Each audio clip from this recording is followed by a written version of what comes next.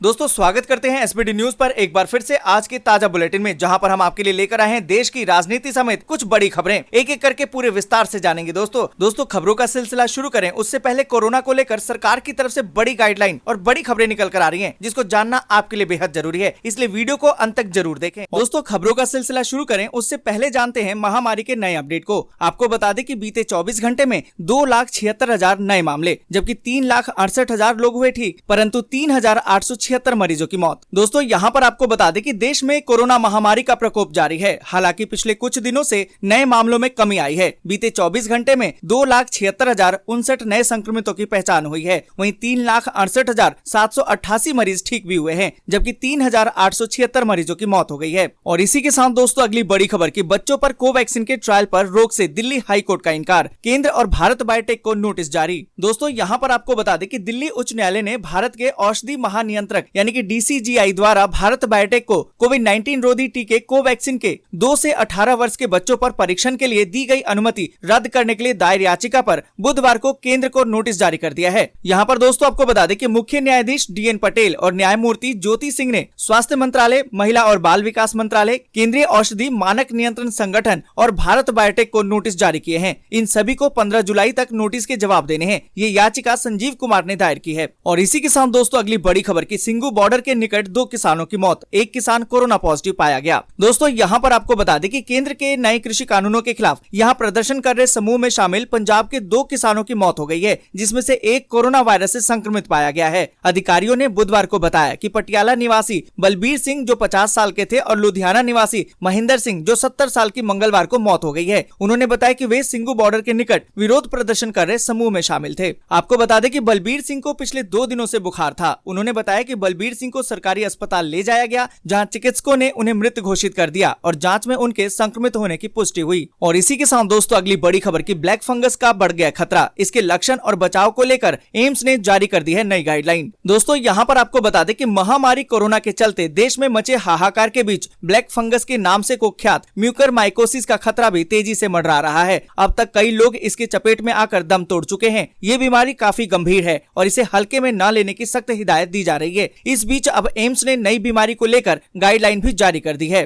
दोस्तों यहाँ पर आपको बता दें कि जिन मरीजों की डायबिटीज कंट्रोल से बाहर है वो हाई रिस्क पर होते हैं। स्टीरॉयड लेने वाले डायबिटिक पेशेंट को भी ब्लैक फंगस का होने का खतरा ज्यादा होता है। इस बीमारी के लक्षण की बात करें तो नाक से खून आना, नाक का बंद होना, सिर दर्द होना या आंखों में दर्द होना, आंखों के चारों तरफ सूजन होना, आंखों का लाल हो जाना, दो दिखाई देना। आपको सलाह दी जाती है कि ऐसा कोई भी लक्षण मिलने पर तुरंत ही डॉक्टर से संपर्क करें। और इसी के साथ दोस्तों अगली बड़ी खबर की बंगाल में स्मृति ईरानी भाजपा का नया तुरुप का इक्का, ममता के खिलाफ खेला की तैयारी। दोस्तों यहाँ पर आपको बता दें कि पश्चिम बंगाल विधानसभा चुनाव में बीजेपी भले ही ममता को पटखनी देने में कामयाब नहीं हो पाई हो, लेकिन अब वो राज्य में लंबी लड़ाई की योजना बना रही है। अब पार्टी की तेज तर्रार नेता स्मृति ईरानी को मुख्यमंत्री ममता बनर्जी के खिलाफ आगे करने की तैयारी कर रही है। आपको बता दें कि कैलाश विजय वर्गीय की जगह केंद्रीय मंत्री स्मृति ईरानी को राज्य का प्रभारी नियुक्त करने जा रही है। बीजेपी की कोशिश है कि इस बदलाव के जरिए 2.3 करोड़ महिला वोटरों को आकर्षित किया जाए। वहीं मुख्यमंत्री ममता बनर्जी के समक्ष एक कद्दावर महिला नेता को खड़ा किया जाए। भाजपा का मानना है कि विधानसभा चुनाव में उम्मीद के मुताबिक सफलता न मिलने का एक प्रमुख कारण महिला मतदाता भी रही, जिनका ममता बनर्जी पर विश्वास बना रहा। और इसी के साथ दोस्तों अगली बड़ी खबर की रेल यात्रियों के लिए जरूरी खबर, रेलवे ने जारी कर दी है कैंसिल ट्रेनों की सूची। 21 मई से नहीं चलेंगी ये सभी ट्रेनें। दोस्तों यहाँ पर आपको बता दें कि भारतीय रेलवे ने एक बार फिर से कई ट्रेनों को कैंसिल कर दिया है। आपको बता दें कि ईस्टर्न रेलवे ने ट्रेनों का संचालन 21 मई से अगले आदेश तक बंद करने का निर्णय लिया है। इससे पहले भी रेलवे ने यात्रियों की संख्या में कमी देखते हुए कई ट्रेनों को रद्द किया था या फिर फेरों में कमी करने का फैसला किया था। अगर दोस्तों आपने भी कहीं जाने का प्लान बनाया है तो पहले पूरी लिस्ट चेक करके ही घर से बाहर निकलें। दोस्तों यहाँ पर आपको बता दें कि ईस्टर्न रेलवे ने ट्वीट करके इन ट्रेनों के बारे में जानकारी दी है।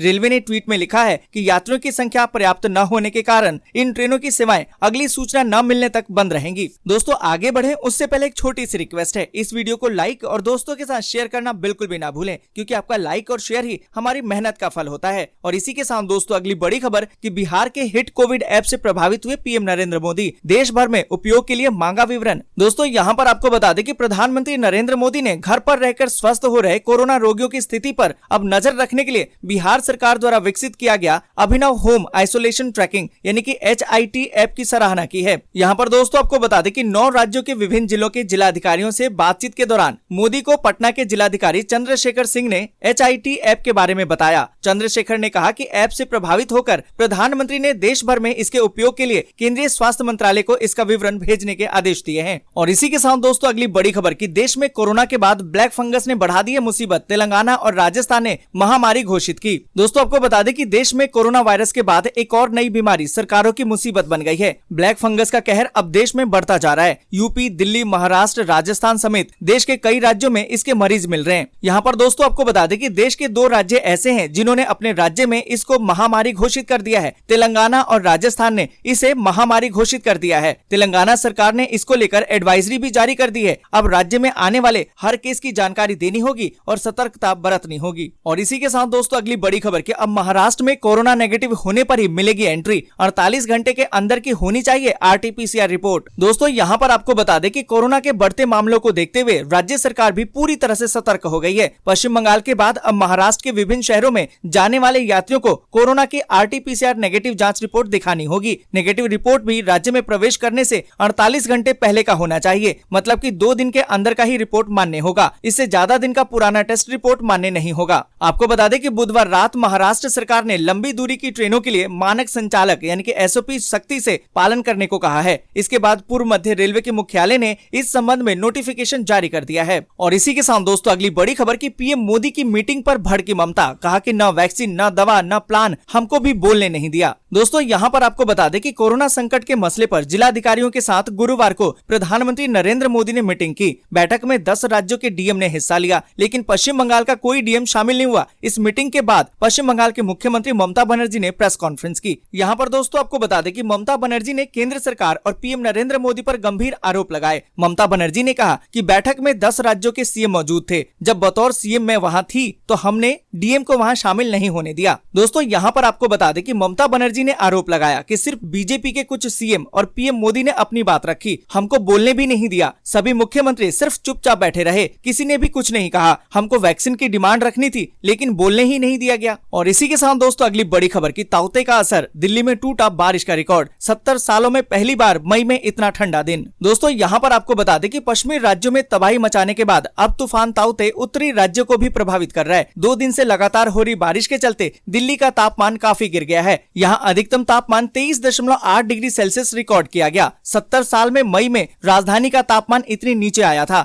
मई के महीने में 1951 में अब तक का सबसे कम तापमान है। दोस्तों यहाँ पर आपको बता दें कि दिल्ली में बुधवार सुबह से रात तक 60 मिलीमीटर बारिश हुई है, जो मई के महीने में एक दिन में सबसे ज्यादा बारिश का रिकॉर्ड है। इससे पहले 24 मई 1976 को एक दिन में इतनी बारिश हुई थी। दरअसल भारत मौसम विज्ञान विभाग ने बुधवार को दिल्ली में ऑरेंज अलर्ट जारी करते हुए राष्ट्रीय राजधानी के कुछ इलाकों में भारी से बेहद भारी बारिश का अनुमान लगाया था। दोस्तों आज के लिए बस यहीं तक। वीडियो आपको अच्छी लगी हो तो लाइक और शेयर जरूर कर दें। अगर अभी तक आपने चैनल को सब्सक्राइब नहीं किया है तो सब्सक्राइब जल्दी से कर लें।